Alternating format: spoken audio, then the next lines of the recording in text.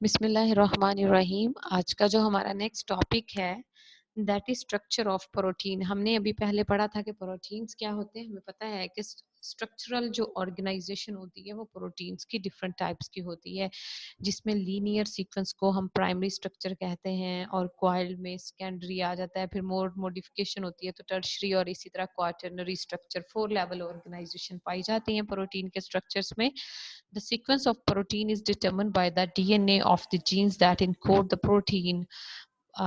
जिस तरह के आपका डीएनए जो होता है वो इनकोडेड होता है, उसको हम फिर आरएनए में कन्वर्ट करते हैं ट्रांसक्रिप्शन से, और आरएनए को जब स्टडी करते हैं, उसको ट्रांसलेट करते हैं, तो हमारे पास अमीनो एसिड के कोड्स आते हैं जो कि प्रोटीन्स को आरएनए को ट्रांसलेट करके प्रोटीन्स में कन्वर्ट करते हैं। तो एक्चुअली जो किसी प्रोटीन का कोड होता है वो जीन्स में इनकोडेड होता है, जो कि डीएनए पे पाई जाती हैं। That encodes a portion of the protein for multi सब यूनिट प्रोटीन्स। तो डीएनए के पास जो कोड्स होते हैं उनको ट्रांसलेट किया जाता है, तो हमें पता चलता है कि प्रोटीन का सीक्वेंस क्या है। अगर कोई चेंज आ जाता है डीएनए के सीक्वेंस पे तो अमीनो एसिड का सीक्वेंस चेंज हो जाता है। तो अमीनो एसिड के सीक्वेंस चेंज होने की वजह से बहुत से जो स्ट्रक्चरल और फंक्शन होता है वो ओवरऑल सेल का डिस्टर्ब हो जाता है। तो अंडरस्टैंड करते हैं किस तरह प्रोटीन अपनी फाइनल कन्फॉर्मेशंस बनाती हैं। We need to understand the 4 level of organisation. One is primary, secondary, tertiary and as well as quaternary. तो हमारा जो आज का मेन फोकस है वो है प्राइमरी लेवल ऑफ ऑर्गेनाइजेशन पर।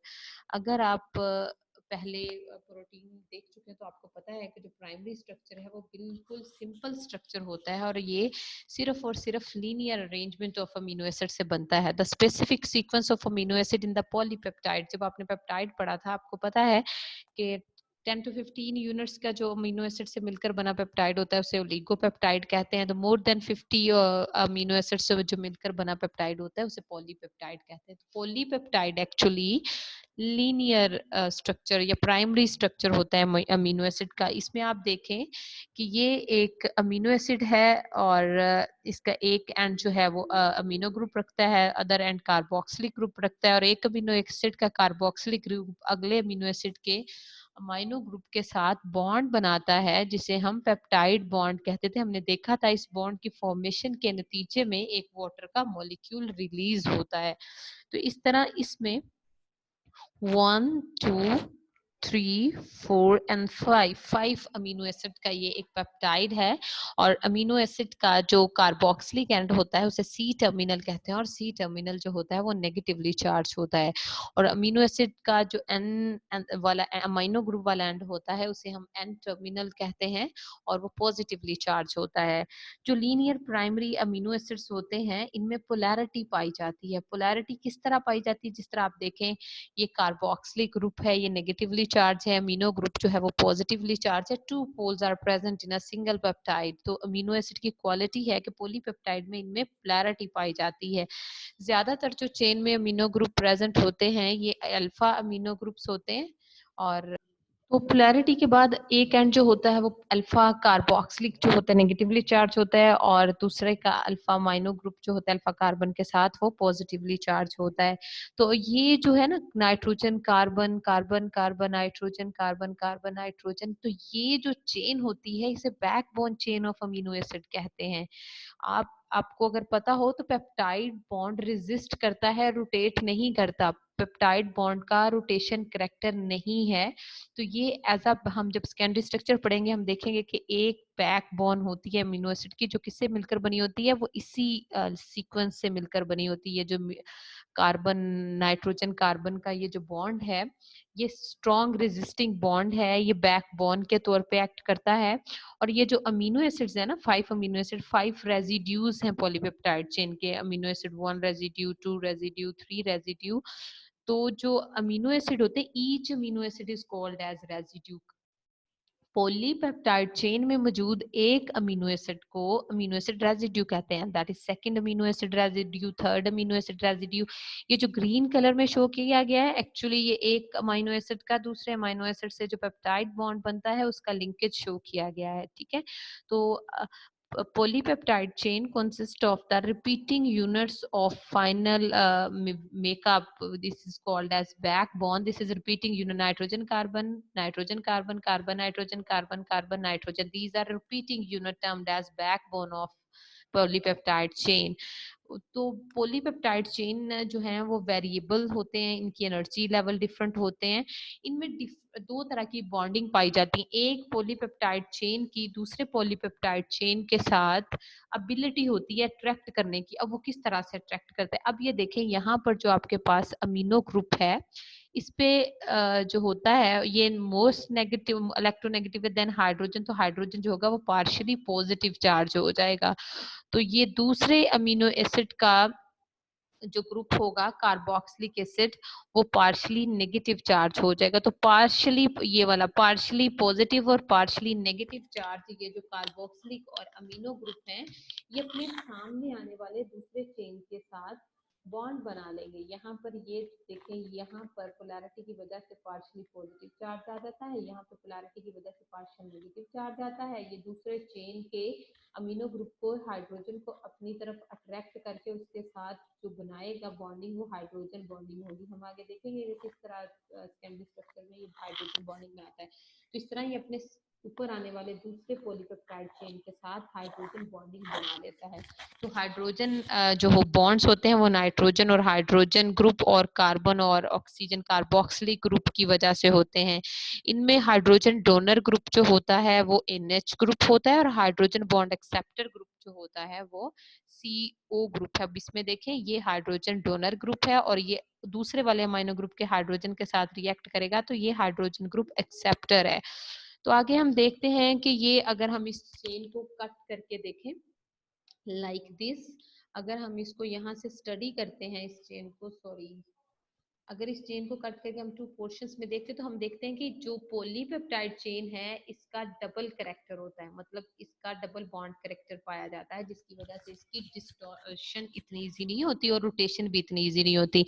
अगर आप ये देखें 1 and 2 amino acid peptide bond है, तो यहाँ पर जो अमाइनो ग्रुप है इसका लॉन पेयर पाई बॉन्ड बनाएगा और इस वाले बॉन्ड को अपनी तरफ किक ऑफ करेगा, किक अट्रैक्ट करेगा, और अट्रैक्ट करने के बाद ऑक्सीजन पर partial negative charge, oxygen negatively charge हो जाएगी और नाइट्रोजन पॉजिटिवली चार्ज होगा। अब ये देखें डबल बॉन्ड जो करेक्टर है वो पॉलीपेप्टाइड का शो करवाया गया है। तो ये डीलोकलाइजेशन ऑफ पाई इलेक्ट्रॉन की वजह से बना है। तो हम जानते हैं कि डीलोकलाइजेशन ऑफ पाई इलेक्ट्रॉन क्या कहलाती है, रेजोनेंस कहलाती है।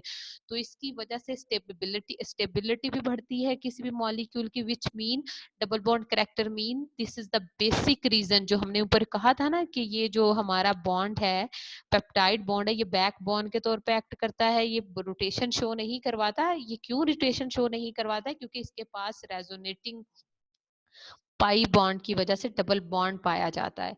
तो डबल बॉन्ड जो होता है वो एक लीनियर प्लेन में इनको अरेंज करता है, रोटेशन से प्रिवेंट करता है, और rotation about the peptide bond को प्रिवेंट करता है। तो अब यहाँ पे देखें कि आप प्राइमरी स्ट्रक्चर में बाकी क्या देखते हैं। आप प्राइमरी स्ट्रक्चर में एक तो देखते हैं कि जितने भी 20 अमीनो एसिड्स हैं वो एक्चुअली अल्फा अमीनो एसिड्स पाए जाते हैं। दूसरा ये कि इसमें ज्यादातर जो होती है वो ट्रांस कन्फिगरेशन होती है, सिस कन्फिगरेशन क्यों नहीं पाई जाती। अब हम देखेंगे कि क्यों पॉलीपेप्टाइड चेन्स में ट्रांस कन्फिगरेशन पाई जाती है, क्यों सिस कन्फिगरेशन नहीं पाई जाती। अब इसमें ये देखिए ऑपोजिट डायरेक्शन में अगर अल्फा कार्बन है, ये भी हमारा अल्फा कार्बन है, तो अल्फा कार्बन जो है वो दोनों ऑपोजिट डायरेक्शन में अटैच हैं पेप्टाइड बॉन्ड के इर्द गिर्द, this one and this one. इन दोनों का ऑपोजिट अटैच होने को ट्रांस कहते हैं, और ट्रांस की वजह से जो होती है वो स्टेरिक हिंड्रेंस कम होती है। ये एक दूसरे को स्ट्रॉन्गली अट्रैक्ट या रिजेक्ट नहीं करते। इनमें जो फंक्शनल ग्रुप होती है उनकी रेजिस्टेंस नहीं आती। रेजिस्टेंस ना आने की वजह से ये लो एनर्जी कन्फिग्रेशन है और इसकी वजह से स्टेबिलिटी ज्यादा देर तक बरकरार रहती है। तो अगर आप देखें कि अगर सिस कन्फिग्रेशन पाई जाती तो पॉलीपेप्टाइड में वो स्टेबिलिटी नहीं आती जो ट्रांस कन्फिग्रेशन से आई है। अब देखें इसको हमने रोटेट किया, दोनों फंक्शनल ग्रुप सिमिलर डायरेक्शन में अल्फा कार्बन और अल्फा कार्बन के, और इन दोनों में स्टेरिक हिंड्रेंस आ जाती है, जिसकी वजह से ये कन्फिगुरेशन जो होती है वो इतनी स्टेबल नहीं रहती। तो हमने पीछे पढ़ा कि ये जो बॉन्ड बनता है पेप्टाइड बॉन्ड, इसका डबल बॉन्ड करेक्टर है, और इसका डबल बॉन्ड करेक्टर होने की वजह से ये रोटेशन करने से प्रिवेंट करता है।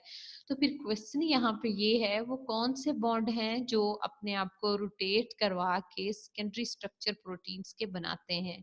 तो हम अब देखेंगे कि प्राइमरी स्ट्रक्चर्स के वो कौन से बॉन्ड हैं जो रोटेट करते हैं और सेकेंडरी स्ट्रक्चर्स बनाते हैं।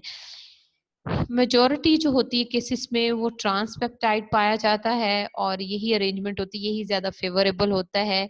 ये बम्पिंग ऑफ एटम्स, इसमें बम्पिंग होती है, एटम एक दूसरे को अट्रैक्ट रिजेक्ट करके बम्प करते हैं, लेकिन इसमें बम्पिंग नहीं होती।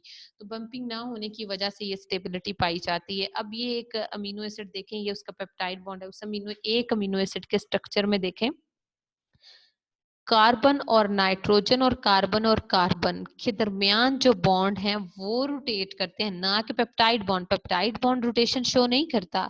रोटेशन कौन से शो करते हैं? अमीनो एसिड के कार्बन और नाइट्रोजन के दरमियान जो बॉन्ड पाए जाते हैं, they will rotate to form a secondary structure, to form a hydrogen bond with other polypeptide chain. Special configuration बनाने के लिए ये दोनों बॉन्ड रोटेट करते हैं। और अगर तो रोटेशनल एंगल जो हो वो बने नाइट्रोजन और कार्बन की रोटेशन वाले बॉन्ड की वजह से, तो उसको कहते हैं फाई। ठीक है, angle of rotation about the single bond between the nitrogen and alpha carbon atom. Nitrogen और अल्फा कार्बन एटम के रोटेशन से बनता है तो फाई बॉन्ड है, और साई बॉन्ड कब बनता है? जब एंगल ऑफ रोटेशन होता है between alpha carbon and carboxylic group के दरमियान। तो ये दोनों रोटेशनल अल्टीमेटली अलाउ करते हैं प्रोटीन को फोल्ड बनाने में 3D स्ट्रक्चर्स में, और ये जितने भी रोटेशनल पॉसिबल स्ट्रक्चर्स पाए जाते हैं ड्यू टू स्टेरिक हिंड्रेंस पाए जाते हैं। ठीक है, तो हमने ये देखा कि हमारा जो लीनियर स्ट्रक्चर है इसमें पेप्टाइड बॉन्ड होता है, पेप्टाइड बॉन्ड का डुअल करैक्टर होता है, जिसकी वजह से इसकी रेजोनेंस होती है, और रेजोनेंस की वजह से स्टेबिलिटी आ जाती है इसमें। प्रोटीन जो होते हैं वो प्राइमरी स्ट्रक्चर पर मुश्तमिल होते हैं, और ये यूनिक सीक्वेंस होता है अमीनो एसिड का, ये आपस में लिंक करते हैं, और पॉलीपेप्टाइड्स तो सेकेंडरी और टर्शियरी स्ट्रक्चर्स बनाते हैं। I hope so you will understand what is primary structure of protein. See here, the simplest level of the protein structure is the primary structure. Primary structure is simply the sequence of the amino acid in a polypeptide chain. अगर आपने communicational proteins जो पढ़ी थी, communication करवाती हैं, तो उनमें हमने एक एग्जांपल पढ़ी थी हार्मोन की। तो हार्मोन जो होते हैं, insulin has two polypeptide chain, chain A and B, and sequence of the chain A and the sequence of the chain B can be considered as an example for the primary structure. तो ये chain A है और ये chain इनकी B है। तो ये जो चेन A और B का जो स्ट्रक्चर पाए, इनमें प्राइमरी पॉलीपेप्टाइड्स पाए जाते हैं, प्राइमरी स्ट्रक्चर्स पाए जाते हैं। तो बहुत ही सिंपल है प्राइमरी स्ट्रक्चर। आपको आई होप सो के कुछ न्यू पॉइंट्स मिले होंगे प्राइमरी स्ट्रक्चर्स के बारे में, और आपने अंडरस्टैंड किया होगा। किसी भी किस्म का कोई क्वेश्चन हो तो आप कमेंट में लिख सकते हैं, और स्टूडेंट आपको वीडियो का लिंक जो होगा वो गूगल क्लासरूम में भी मिल जाएगा, और इसके नोट्स भी गूगल क्लासरूम में अपलोड कर दिए जाएंगे। Thank you.